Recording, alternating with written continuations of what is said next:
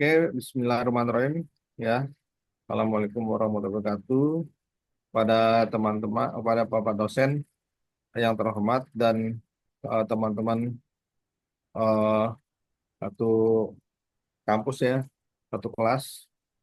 Berikut kami kelompok satu, yaitu Tor Firdaus dan Aditya Kurniawan akan memberikan presentasi. Presentasi mengenai perilaku etika dalam lingkungan bisnis. Dengan dosen kami Profesor Dr. Aji Supratman, SE, ME, AK, CA, CPMA, ACPA, ASEAN, CPA. Baik, slide kemudian Mas. Pentingnya etika dalam lingkungan bisnis, menurut Profesor Aji Suratman dalam bukunya berjudul Etika Bisnis dan Profesi, konsep dan implementasi menyebutkan bahwa etika dapat dipandang sebagai filsafat moral dan sebuah ilmu. Satu, sebagai filsafat moral dapat dirumuskan sebagai refleksi kritis dan rasional mengenai nilai dan norma. Dua, sebagai sebuah ilmu menitikberatkan refleksi kritis dan rasional yang mempersoalkan apakah nilai dan norma moral harus dilaksanakan dalam situasi konkret. Etika menjadi faktor utama dalam membangun kepercayaan dan reputasi. Praktik bisnis etis meningkatkan hubungan dengan pelanggan, investor, dan mitra bisnis. Pelanggaran terhadap etika dalam bisnis mengakibatkan hilangnya kepercayaan publik dan mitra bisnis serta terkena sanksi hukum. Kemudian definisi etika diartikan sebagai nilai mengenai benar dan salah yang dianut suatu golongan atau masyarakat. Sedangkan bisnis kegiatan yang dilakukan baik oleh individu maupun sekelompok orang dalam suatu organisasi untuk menciptakan nilai atau value melalui produksi barang dan jasa untuk memenuhi kebutuhan masyarakat serta memperoleh keuntungan melalui transaksi atau jual beli. Etika bisnis, sebuah perspektif analisa etika di dalam bisnis yang menghasilkan sebuah proses dan sebuah kerangka kerja untuk membatasi dan mengevaluasi tindakan-tindakan individu, organisasi, dan terkadang seluruh masyarakat sosial. Kemudian, prinsip etika bisnis ada 5, yaitu prinsip otonomi, prinsip kejujuran, prinsip keadilan, prinsip saling menguntungkan atau mutual benefit principle, kemudian prinsip integritas moral.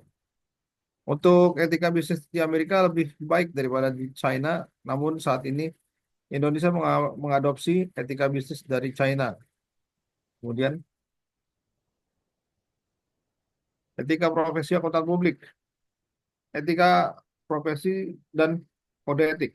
Prinsip dasar, integritas, objektivitas, kompetensi, dan kehati-hatian profesional, kerahasiaan, serta perilaku profesional. Ya, kemudian dilanjutkan oleh Mas Adit, silakan Mas. Baik, Bapak Ibu sekalian, mohon izin Prof. Aji Suratman dan Bapak Ibu mahasiswa yang lain, saya melanjutkan yang selanjutnya ini berkaitan dengan dilema perilaku etis. Nah, dilema perilaku etis ini sering kita temukan dalam hubungan bisnis yang harus memenuhi etika bisnis serta etika profesi. Kira-kira ada tiga yang kami cantumkan di sini. Yang pertama itu adalah konflik kepentingan, di mana konflik kepentingan ini terjadi terutama ketika antara klien dan akuntan itu memiliki hubungan pribadi, kepentingan keuangan dengan klien yang mereka layani, atau tekanan dari manajemen klien untuk melaporkan kondisi keuangan yang lebih baik dari kondisi sebenarnya, atau juga bisa juga ancaman gitu ya.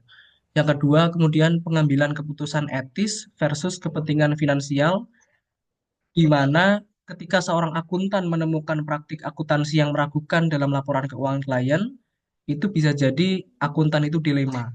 Memilih untuk mengungkapkan ketidaksesuaian ini sesuai dengan standar, dengan risiko kehilangan klien, tapi jika mengabaikan eh, kecurangan ini demi menjaga hubungan bisnis, maka ia akan melanggar prinsip integritas, sehingga di sini terjadi dilema etis.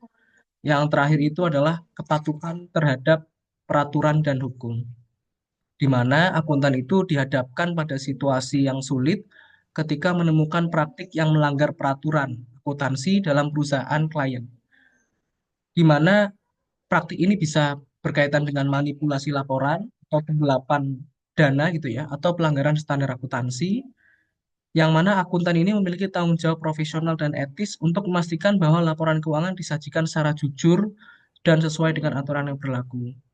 Makanya akuntan ini menghadapi dilema besar, apakah harus melaporkan pelanggaran ini atau harus menyelesaikannya secara internal terlebih dahulu untuk menjaga hubungan bisnis. Nah, kemudian kami juga membaca dari buku Prof. Aji Suratman yang berjudul Etika Bisnis dan Profesi. Di sana Prof. Aji mengungkapkan bagaimana upaya penegakan etika profesi. Ada beberapa hal. Yang pertama itu adalah meningkatkan religiusitas, yang kedua meningkatkan kompetensi atau mengikuti pelatihan, yang ketiga membangun keteladanan, yang keempat membangun sistem yang menunjang perilaku etis, dan yang kelima adalah menciptakan kultur etis. Nah, sekiranya kalau kita bisa mengupayakan hal-hal ini, mungkin perilaku-perilaku yang tidak etis ini bisa kita minimalisir. Selanjutnya, kami coba saksikan beberapa contoh pelanggaran etika.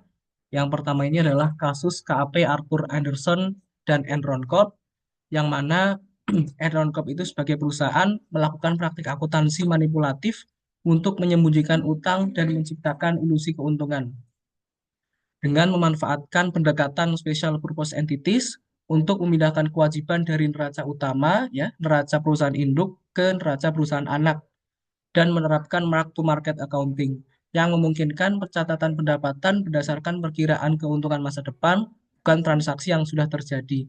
Dan jadi beberapa manipulasi ini menunjukkan laporan keuangan Error Corp itu tetap bagus di mata publik, padahal yang disajikan ini tidak real. Kemudian KAP yang terlibat dalam kasus ini adalah Arthur Anderson. KAP ini mengaudit, ya, menutupi dan menghancurkan dokumen penting. Selanjutnya, KAP ini juga ada konflik kepentingan karena bertindak sebagai auditor sekaligus pemberi jasa konsultansi. Dari sini kami coba mengidentifikasi prinsip etika yang dilanggar. Itu yang pertama adalah integritas, di mana KAP tidak jujur dan transparan dalam audit, malah menghancurkan dokumen penting. Yang kedua, objektivitas, yang mana KAP memiliki benturan kepentingan yang membuatnya menjadi tidak objektif, yang mana dia menjadi konsultan dan dia juga menjadi auditornya. Kemudian yang kedua, kompetensi profesional dan kehati-hatian, yang mana membiarkan penerapan yang tidak sesuai dengan standar. Yang keempat, kerahasiaan. Ini kerahasiaan itu memang penting, tapi malah justru KAP menutupi pelanggaran yang merugikan investor dan publik. Yang kelima, perilaku profesional, yaitu terlibat dengan Enron dalam melakukan kecurangan. Kasus selanjutnya adalah berkaitan dengan kasus PT Garuda yang kiranya terjadi di tahun 2018, di mana pelanggaran utamanya adalah pengakuan pendapatan yang tidak sah dalam laporan keuangan tahun 2018. Garuda Indonesia mencatat pendapatan dari kerjasama dengan PT Mahata Aero Teknologi sebesar USD 239,94 juta, yang mana padahal transaksi tersebut belum diterima.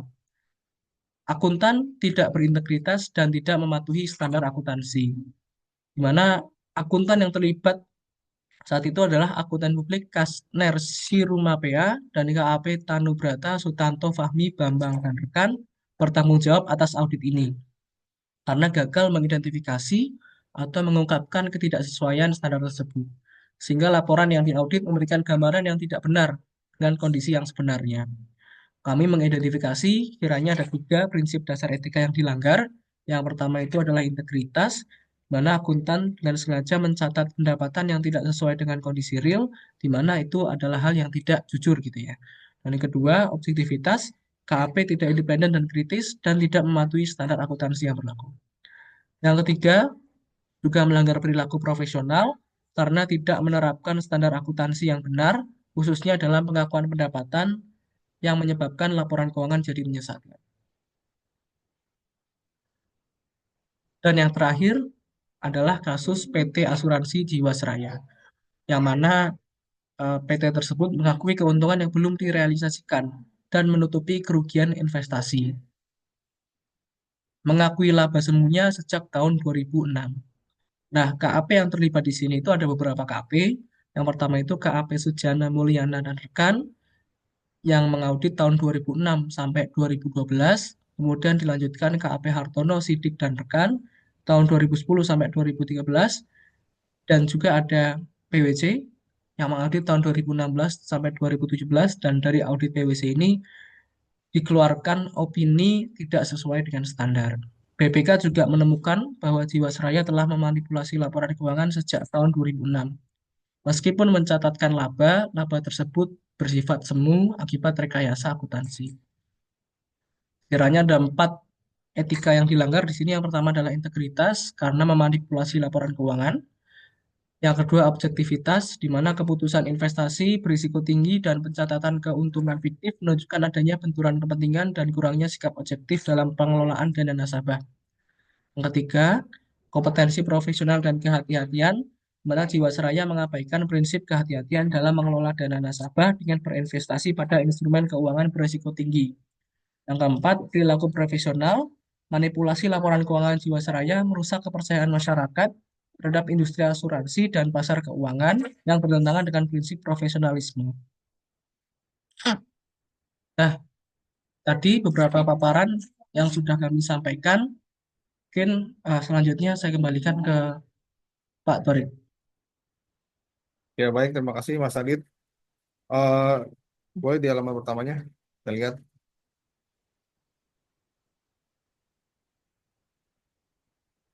Ya, demikianlah presentasi kami kelompok satu eh, dari Torik Firdaus dan Mas Adit Kurniawan.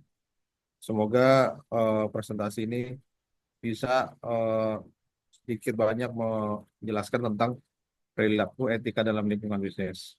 Nah, untuk itu eh, kami ucapkan terima kasih banyak juga kepada dosen Profesor Aji Suratman atas bimbingannya. Terima kasih. Selamat malam.